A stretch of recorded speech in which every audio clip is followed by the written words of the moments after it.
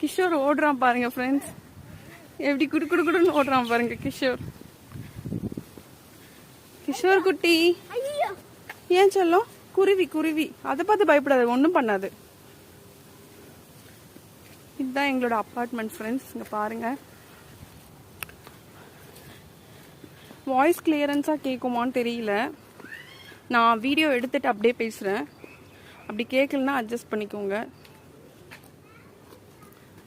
கிஷோர் போதும் அம்மு. வேணுமா? கை அங்கே வைக்கக்கூடாது சொல்லியிருக்கேன்ல, தப்பு தானே? சாமி கண்ணை குத்தாங்கெல்லாம் கை வைக்கக்கூடாது.